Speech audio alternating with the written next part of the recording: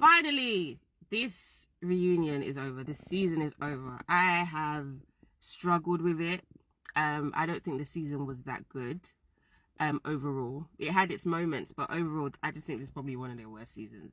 And this reunion was a damn mess. But anyway, let's get into it. So Mia and Gordon, they basically talk about how Gordon has been diagnosed with, what's he diagnosed with? Bipolar disorder 1. Now, I am no expert in mental health illnesses. I didn't even know there was different number types of the mental illness he has, bipolar. Sorry, I keep on forgetting. And I feel bad. You know, people have come and said they think this is a scheme set up by Tom to bring the bullshit. I don't know. I hope it's not. But nothing can surprise me anymore. But honestly, it's good. Let's just assume it's true. Mia's still helping him. It explains some of his behaviors that he's been exhibited over some years, and I don't know if something like bipolar is something that has been in his mind, in his brain for decades and decades. I'm not sure, because I think he's about 70 something now. I don't know if he's just recently had it, or I know he's recently diagnosed, but it might have been something he's suffered with for some years. And it's good that Mia is helping him. It was tearful. It was nice. But yeah, I think this should be the storyline. Apparently, there's some tea that this whole paternity, you know, of Jeremiah and Ink is apparently some of the cast members think is a bit Love and Hip Hop. It's not really Potomac. It's not really Real Housewives material. I don't know. Because Mia is coming out, whether you like it or not, she's coming out as like the breakout star of this season because of these things with Ink and Gordon. But I don't think some of the ladies appreciate the storyline.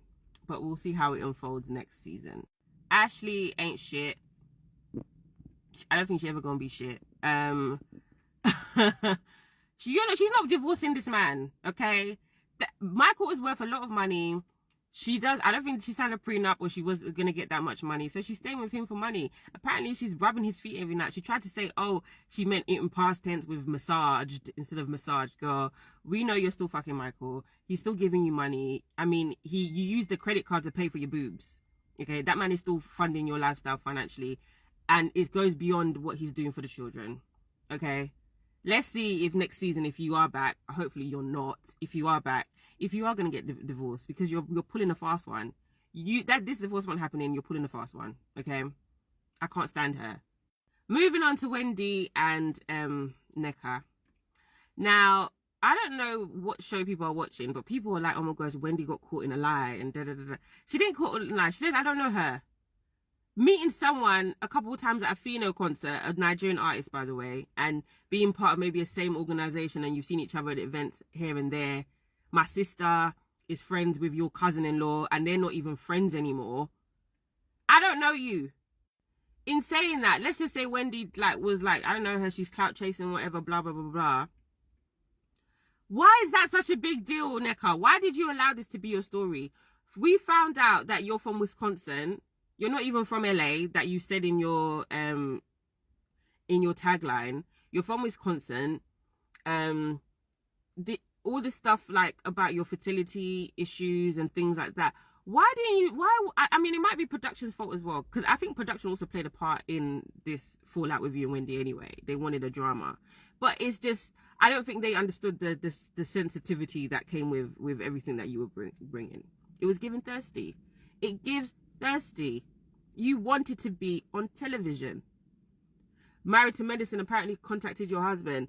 Then it went to and then apparently she's supposed to be on a show about Nigerian first generation Africans with Carlos King. He confirmed that on his podcast some months ago.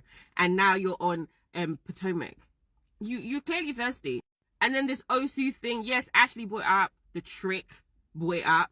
Okay. She didn't even know what it meant. And when Wendy turned to her and said, okay, Ashley, you tell us what Osu is, since you brought up on the show. It is very taboo, guys, okay?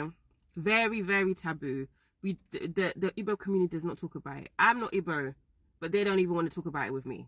Okay, that is how deep it runs. Okay, and she brought it to the show, and don't act like you don't know what it is, because you knew it was negative. You knew it was negative because you can easily Google it and know it's negative. Even Giselle was like, "Is it bad? Is it bad?" You know it's bad. Stop asking silly questions. And now I can just tell. I know that the African community in the Maryland area, or the DMV area, was on Nneka's ass for even bringing this taboo topic to the stage.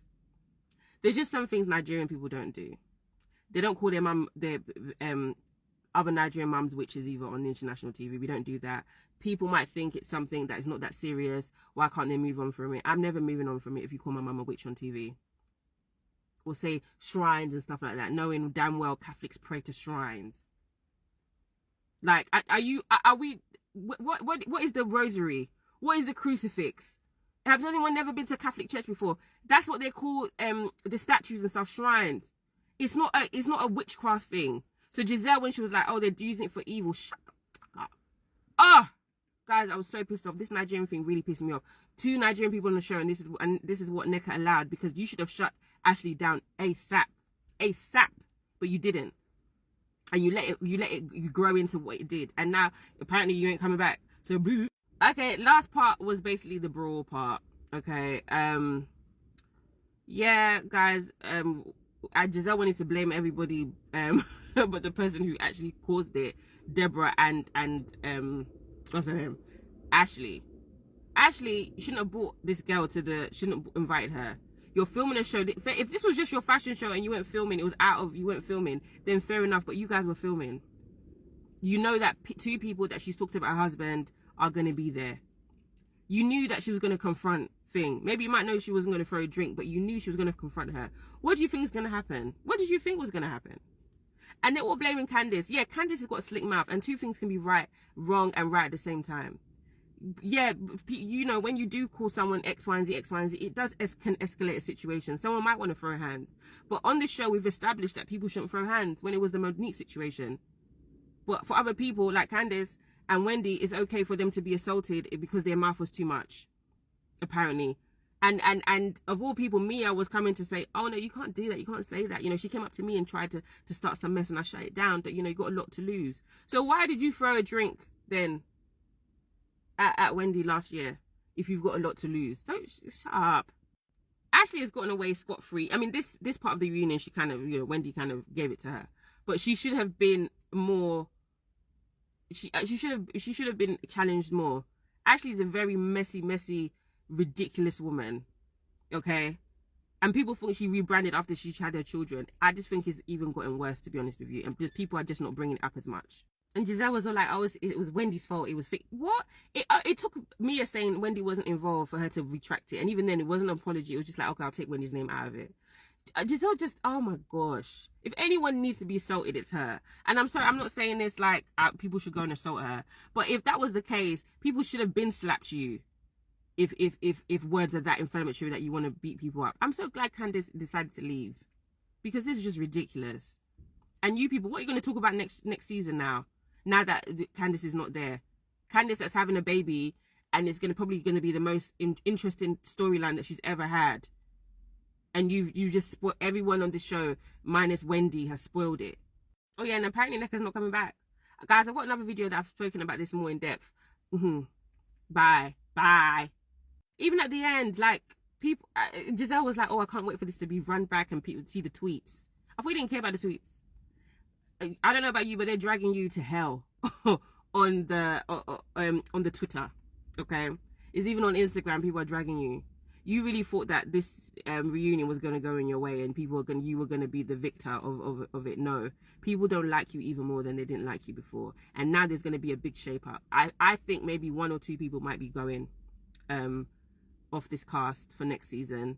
I'm not boycotting it. I'm not saying people should boycott it, but if Giselle is still like this, I'm not going to watch. I'm not saying boycott, people shouldn't watch it, but I just feel like this is not the type of show I want to watch.